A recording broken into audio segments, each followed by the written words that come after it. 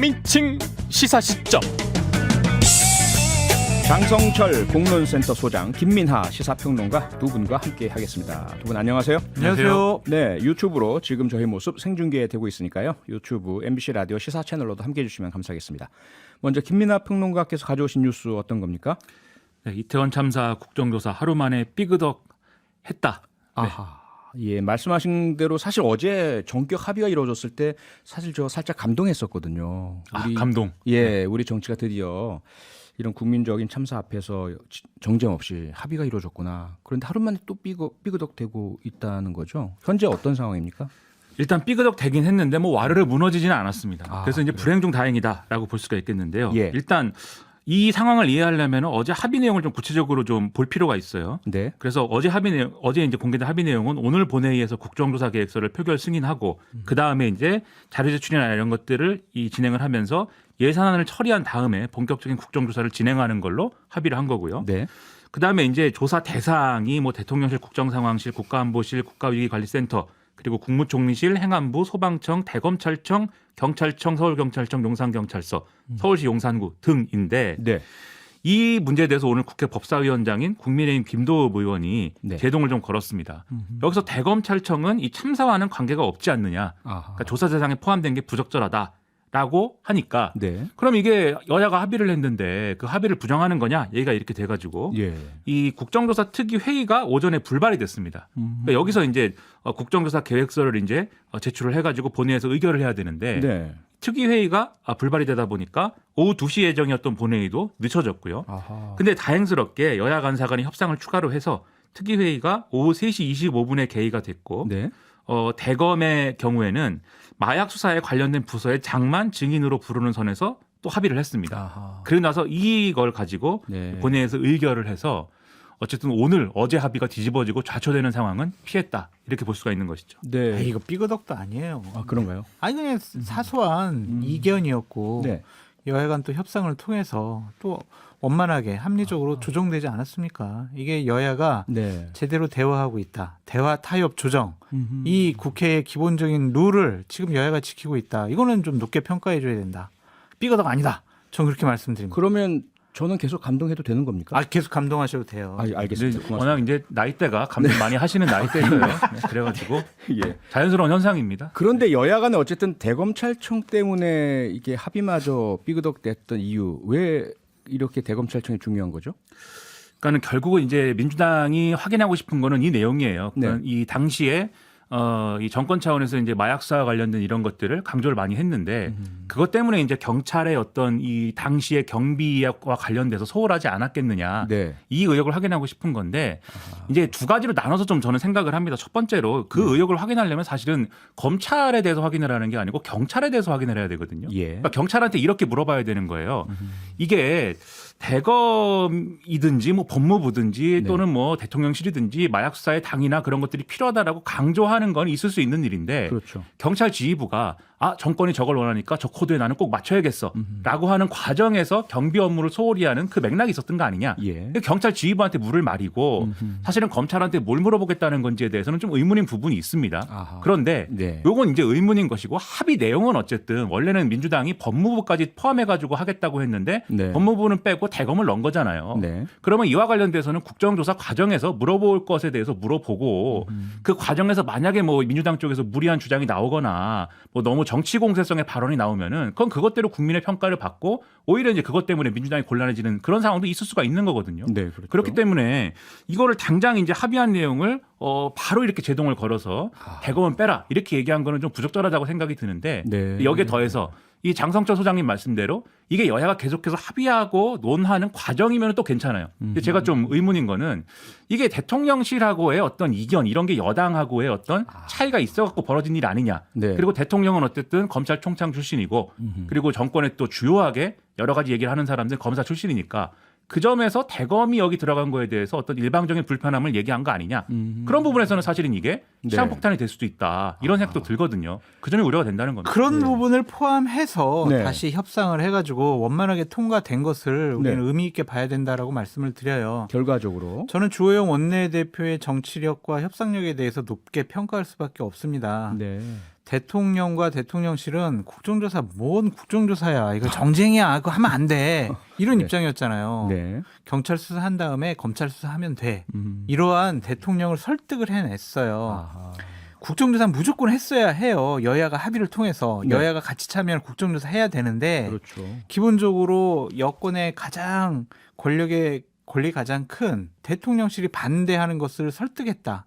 이것은 높게 평가해줘야지. 네. 왜 대통령실이 왜 이거에 대해서 왜 다른 의견을 내? 이견이 있었어?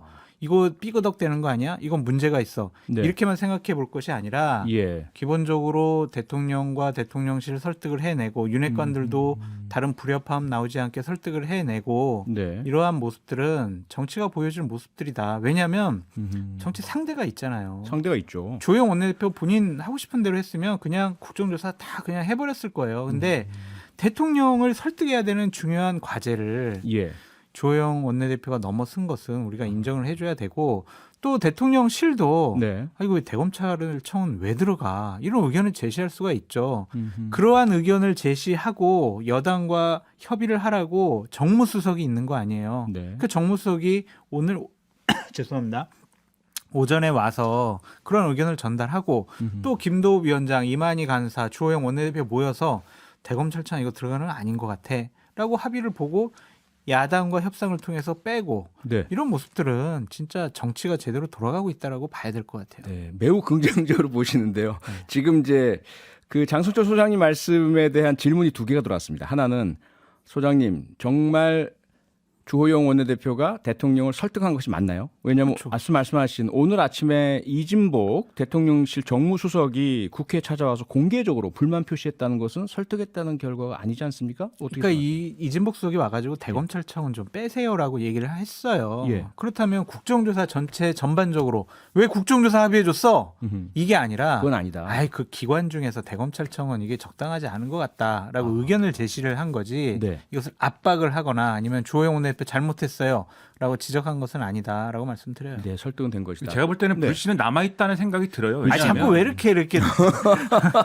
아니 저도 여권을 오늘 분란시키려고 그러세요. 아니 분란이래요. 제 말 때문에 분란이 일어날 정당이면 그 네. 정당의 토대는 상당히 허약하다는 거고. 취약하다는 얘기죠. 예, 예. 그런 정당은 하나의 세력으로 있을 필요가 아니, 없습니다. 김민하 평론가님 얼마나 지금 방송 아니, 많이 무슨 하셔서 말씀이세요? 영향력이 많으신데. 아니 무슨 말씀이세요? 장성철 예, 소장님이 불씨 말씀 그렇게 주세요. 말씀하시는 어떤 아니고 불씨입니까? 네. 저도 이제 다른 방송에서 주호영 원내대표의 정치력에 대해서 굉장히 높게 평가했습니다. 네. 그리고 여야가 이런 합의를 이룬 거에 대해서 아주 잘했다. 네. 이런 모습만 계속 보여주면 국민들이 정치권 신뢰 안 할 이유가 뭐냐. 네. 국정조사를 해가지고 수사에도 도움이 될 수도 있고 또 여당이 지금 이 책임을 회피한다는 인상만 줬는데 정권과 여당이 이 국정조사 통해 갖고 그렇지 않다는 것도 보여줄 기회가 되지 않겠느냐 이렇게 네. 말씀드렸는데 예. 다만 우려를 얘기하는 건 뭐냐면 이게 주호영 원내대표가 분명히 이 원래 이제 앞서의 의원총회에서는 그 논리였잖아요. 이 수사가 끝나고 나서 그 수사 결과가 미진하면 국정조사를 우리가 할 수 있다라는 입장이 당의 입장이었는데 그랬죠. 그걸 주호영 원내대표가 대통령실을 내가 설득했어라는 논리로 네. 설득을 한 거예요. 그렇죠. 근데 바로 다음 날 이 대통령실이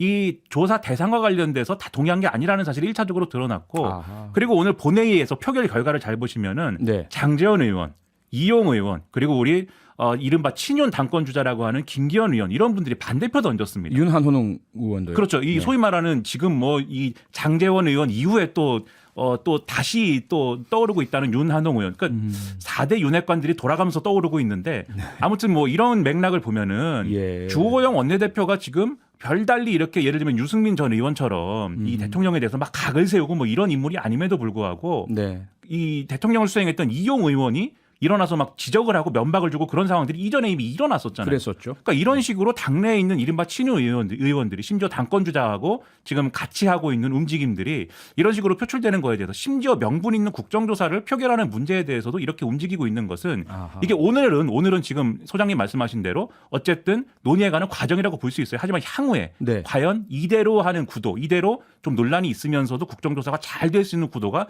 유지될 것이냐 좀 불안하다 이렇게 생각을 하는 겁니다. 불안해하지 마시고요. 이미 법안이 통과됐고 예. 대국민적인 약속을 했고 여야 원내대표 간에 알겠습니다. 또 사인까지 다 했어요. 합의문까지 있다라고 말씀을 드리고 네. 반대표 던진 뭐 윤핵관들 얘기하셨는데 얼마나 다행입니까?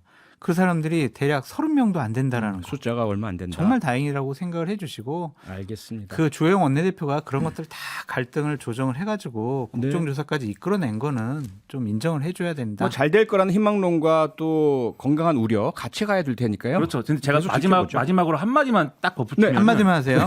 네, 이게 우려가 되는 거는 예. 이제 여당의 상황뿐만이 아닙니다, 사실. 왜냐하면은 이 구조가 예산안을 빨리 처리해야 국정조사를 할 수 있는 기간도 그만큼 많이 확보돼요. 그렇죠. 그러면 예산안과 관련돼서 여야가 합심을 해가지고 국정조사 해야 되니까 우리 쓸데없이 줄다리기 하지 말고 빨리빨리 그렇다고 졸속 처리는 안 되지만 네. 따질 것만 분명하게 따져가지고 쟁점부터 해소를 하자 이런 자세로 전격적으로 또 예산안 협의를 해야 되거든요. 그렇죠. 그 점에서 빨리 성과를 내는 모습을 보여줘야지 혹시라도 예산안 처리와 관련해서 줄다리기가 막 늦어지면서 국정조사 일정도 줄어들고 연장할 거냐 말 거냐 해서 여당이 절대 연장 못해 이러고 야당은 연장 안 하면 우리는 뭐 다 안 할 거야 이런 구도로 가면 정말로 국민의 신뢰를 잃는다. 국정조사를 먼저 우선하는 네. 정치를 해달라 이런 얘기 드립니다. 알겠습니다. 예, 그러면 이번에는 장승철 소장님께서 가져오신 뉴스로 가보죠. 어떤 뉴스입니까? 네, 이재명 당대표 직접 수사 시작. 네, 하신 것처럼 검찰이 이재명 대표 자택 현금 네. 추적을 위한 계좌 추적을 시작을 했죠. 그렇죠. 네, 그러면서 이제 드디어란 말이 뭐 맞는지 모르겠지만 많은 사람의 예상대로 이재명 대표에 대한 직접 수사가 시작됐습니다. 그렇습니다. 작년 6월 달이었죠. 예. 일단은 뭐 배모 씨, 그러니까 이재명 당 대표의 측근이었던 배모 씨와 또 예. 같이 일을 했던 A 씨라고 하죠. 그 두 분들이 나눈 대화가 이제 공개가 된 거죠. 네. 거기서 이제 현금과 관련해서 문제가 생긴 거예요. 대략 네. 1억 5천 정도를 그 이재명 당 대표가 본인 계좌로 입금을 했다. 집에 현금을 그렇게 보관을 했다. 이것이 지난해 2월부터 김용 부원장이 대장동 일당들에게 우리 대선 경선 치러야 되니까 돈 좀 줘 해가지고 6억 4천 정도를 받았다라는 거 아니에요? 네. 그 돈 중에 일부가 이재명 당대표에게 전달된 것이 아니냐라고 검찰은 추측을 하고 있고 네. 이 부분과 관련해서 이재명 당대표는 아니에요. 이거 현금 찾아놓은 거고요. 그리고 네. 어머님 사망 조의금을 그냥 우리가 보관해 놓은 거예요. 이렇게 얘기를 하고 있어요. 그렇죠. 검찰에서는 이 부분 아닌 것 같아. 이거 대장동 일당한테 받은 것 같아.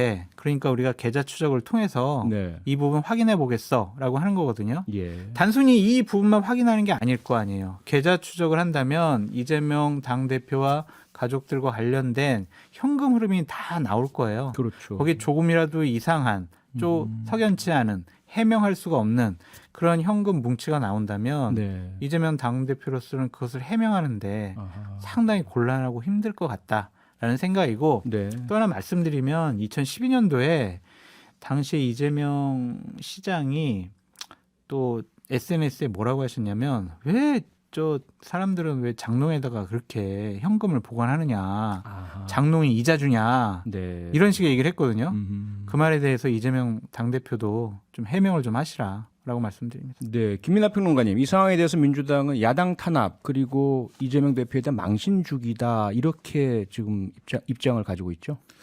그렇습니다. 뭐 지금 말씀하신 이제 장롱에 돈을 왜 갖고 있냐라는 부분은 지금 말씀하신 내용으로 이재명 대표 입장에서는 해명을 일부 한 거죠. 그럴 만한 이유가 있었다라는 거에 대해서. 네. 근데 저는 이런 생각이 듭니다. 이 현금을 1억 5천에 왜 가지고 있었느냐에 대해서는 사실은 저는 전 재산이 1억 5천이 안 되기 때문에 현금을 뭐 가지고 있을 수는 없습니다만 네. 그런 생각을 할 수는 있어요. 그런데 이 출처가 확정되지 않았다고 하면은 이게 이전에 정치자금 신고나 이런 것도 이 재산 신고나 이런 것도 대거 포함이 돼서 공지가 됐던 부분 아닙니까? 그랬다면서요? 그리고 이것의 용처가 확인이 되면 지금 민주당이 용처에 대해서 설명을 다 했거든요. 네. 경선하기 위해서 경선에 참여하기 위해서 어쨌든 이런 것들의 이런 이 현금을 가지고 있을 필요가 있었고 여러 가지 얘기를 했는데 이것이 확인이 된다라고 하면은 이 부분을 지금 우리는 범죄 혐의점을 주되게 두고 이 얘기를 할 수는 없는 것이죠 기본적으로. 네. 다만 이제 출처를 확인하는 과정에서 지금 소장님 말씀하신 것처럼 검찰이 앞으로 쭉 확인할 것이기 때문에 이것과 관련된 여러 가지 소식들 뉴스 이런 것들이 계속 나올 거예요. 그리고 이 뉴스들이 나오기 시작하는 어떤 신호탄이 1억 5천 현금 보도가 나온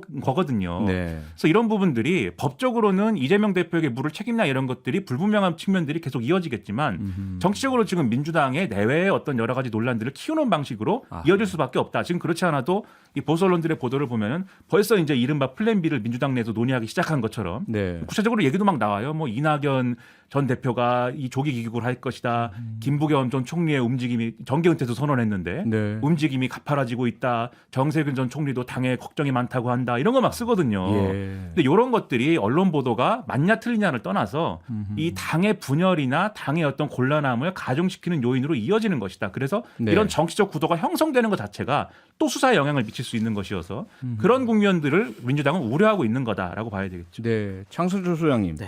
지금 김민하 평론가께서 짚어주셨지만 어쨌든 검찰의 수사망이 이제 본격적으로 이재명 대표에게까지 가다 보니까 옥죄고 있죠. 뭔가 민주당 내에서는 어떤 이재명 대표의 거취라든지 또는 여러 형태의 다른 대안들에 대한 이야기가 나오고 있지 않습니까? 이 부분 어떻게 보고 계세요? 아직까지는 좀 이른 것 같아요. 이르다. 예, 왜냐하면 정진상, 김용 이 분신과 핵심들이 네. 진짜 대장동 일당으로부터 돈을 받았다라는 어느 정도의 명확한 증거가 나온다든지 아니면은 정진상 실장이 또한 김용 부원장이 받은 돈을 진짜 대선 후보 경선 과정 중에 썼다라는 증거가 나온다든지 아니면은 이재명 당대표가 또 돈 좀 받아가지고 좀 경선에 좀 써. 그런 지시가 있었다라든지 아니면 이재명 당대표가 알고 있었다라든지 이러한 흔적들이 나와야 되는데 그렇죠. 아직까지는 없어요.